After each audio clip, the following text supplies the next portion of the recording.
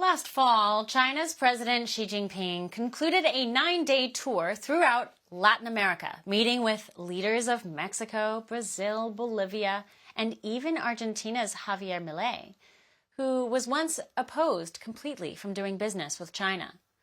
As President Trump has been bullish on trade with Mexico and critical of Brazil and the rest of the BRICS nations, this has China ready to position itself more than it already has in Latin America.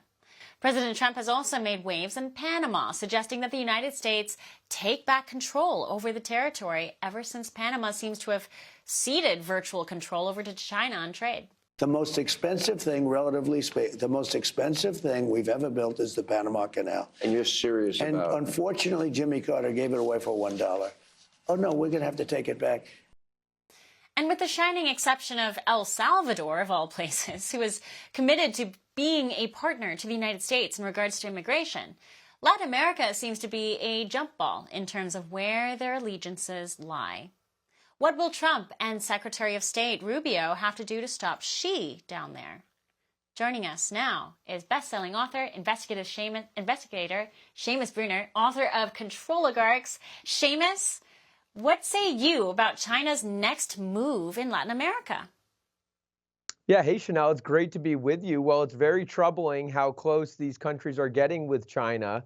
There's a lot of mineral deposits down there, but Donald Trump is making the right moves. We have to be tough on these, in many cases, Marxists down in Latin America. They've been sending the worst of their country across our southern border, and a lot of the drugs that is coming from Mexico. Panama has been ripping us off. So we've got to stay tough on it, but it is going to drive at least some in these countries closer to China. So tariffs, I think, are a great way to do that. Certainly tariffs and certainly stronger immigration policies that in turn affect China and the Latin American region. But beyond this, on the monetary side, where has the expansion of BRICS gone at this point? You know, Belt and Road seems maybe to have been halted a little bit, but BRICS is still out there. Yeah, that's right. And Donald Trump, has made some statements about that. If you're going to try to form these new unions that are anti the United States, new currencies and all of that, we're going to sanction or tariff you. And so, I mean, at the end of the day, the United States has all of the cards. We are the place that everyone wants to trade with, that everyone wants to do business with. And it's just very reassuring and relieving to see Donald Trump actually taking BRICS seriously, saying that any other countries that want to get involved with this or form something that competes with the United States' global dominance, we're not going to take it. So, I think Trump should just keep doing what he's doing, but it is a little unsettling to see.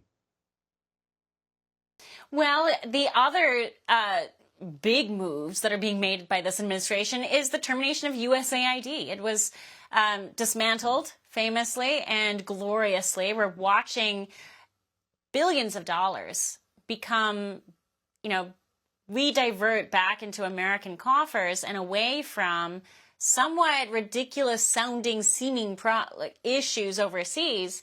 But how does terminating USAID affect our presence in Latin America as a whole? Yeah, well, you're exactly right. It's the right move to terminate USAID, but there are consequences to these actions. I think the benefits outweigh the consequences. Mm-hmm. But yeah, USAID was just a slush fund for bribing and, paying for a lot of things that the deep state wanted to get done. And, things like color revolutions and regime changes and buying off opposition groups in, far-flung places all over the world. A lot of the money went back into U.S. contractors, Beltway contractors. So it was a big patronage system to mostly the left, but really the uniparty. I mean, you saw that Bill Kristol, the neocon, godfather of the neocons, he was getting a ton of money. And you've got all of these groups. Most of them have democracy in their name, but they're anything but democracy. They're all Soros-type groups partnering with USAID. So the head of that snake needed to be cut off. But you're right, it's going to have certain consequences. It's going to leave a vacuum for other countries. And so this is why it's good that it was not totally cut off. It was just pushed USAID and the operations, the good operations, the ones where we are, making sure the right people it's now back in the State Department under Marco Rubio, and we saw in his from his trip to Panama, he's getting the right things done. Well, in also putting it back in Rubio's hands, and how important Latin America now is in the Trump foreign policy vision, it now makes sense why Rubio was the guy to lead the State Department. This seems to have been the design all along under Team Trump. Yeah, exactly right. I mean, for far too long, decades really, we have let China creep into our backyard in Latin America, all across Latin America. I mean, as close as Cuba. Rubio was the right choice. I mean, China has military installations, or at least it has in recent years. Yeah, in Cuba. And so it's time to, flush out the communists in these countries, help make sure that they are, run by not communists. It's really interesting to see this El Salvador alliance shaping up, and make sure that they're doing things that are in their best interest, but most importantly, American best interests. Where do corporate interests come into play here in this whole dynamic? I know that a lot of big companies are now playing nice with Trump. They're moving their operations back to the United States. But from your vantage, where are you seeing that actually have an effect? Yeah, well, as far as the offshore, the people who moved all of our jobs offshore to China and to Asia, them coming back, I want to see them come back to America, not just kind of near shore into Mexico and other Latin American countries to take advantage of the cheap labor there. So the corporations, they need to come all the way back to America. They need to reopen the auto plants and all of the other manufacturing plants, but that is going to take time and it will be costly. So it's going to be interesting to see. Donald Trump did it in the first administration. Doesn't that also play into that tension of, if we're going to take money out of just USAID, which provided all of this slush funding to countries that used it for ostensibly aid, the balance there is to say, okay, we'll increase trade with you to make money flow between our countries. And so I see that becoming a potential speed bump in trying to balance all these different interests. Yeah, I mean, these are some of the most complex negotiations, and we've sort of been just sleepwalking through it for far too long under too many previous administrations. So it is a very complicated, trade to balance and situation. But cutting that USAID funding, it does give us a lot more money to spend on other things that are in our interests. And you're right. I mean, the trade imbalances everywhere. They need to be put back in the United States' favor. Again, we hold all the cards here. Everyone wants to do business with us. And the corporations, they need to be working for us, not just for shareholders that are all over the world and World Economic Forum members. The multinational interests need to become American interests. Well, to those players' names, you've listed them in your book, Control Oligarchs, and some of them have taken interesting turns. Some of them are taking opportunistic survival turns. Are there any other fun updates from that list of men and women who control the world from where they sit? Well, I did. I mean, the Silicon Valley guys especially, I'm kind of interested to track this OpenAI thing. Elon Musk just made a $100 billion bid backed by a bunch of other guys who might have been called control oligarchs in the past, but are so far, cooperating with Trump and helping Trump. It's really interesting to see Elon Musk's sort of tiff with Sam Altman. Sam Altman, the head of OpenAI, ChatGPT, he wants to take ChatGPT private. He wants to do it. He's trying to value the company at $40 billion. What Elon Musk just did by making a serious offer backed by people with the money to make such an offer for $100 billion is he really? He's sort of trolling Sam Altman here. But he's going to make Sam Altman really have to pay up a lot more money for this ChatGPT thing. And I think it's totally corrupt that you start out with a nonprofit. That's what ChatGPT OpenAI started as, is a nonprofit. So you get all these tax-exempt, tax-deducted resources, and then all of a sudden you want to sort of reverse and transparency requirements. And transparency requirement, and then you want to sort of reverse merge it into a for-profit company so that you can become super rich and hide a bunch of stuff that you would have otherwise had to disclose. So that's the thing I'm tracking right now. I'll be interested to see how it shakes out.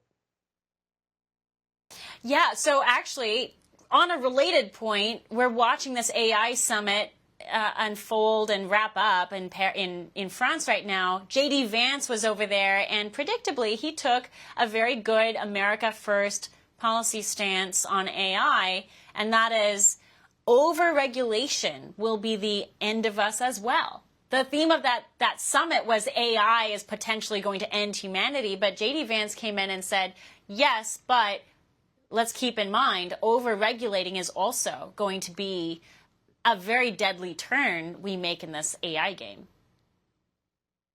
Yeah, I mean, it's such a we're dancing on the knife's edge here. It could be totally Skynet and terrible. And at the same time, you've got all of these competitors, China especially, who are pedal to the metal in this AI arms race. And so we can't lose the AI arms race, but we also, what does the finish line look like? I still don't know. If we win, I hope, all we can do is hope for the best at this point and hope that people like Elon Musk and, the other tech guys building these systems have our best interests at heart. So far looks like they do.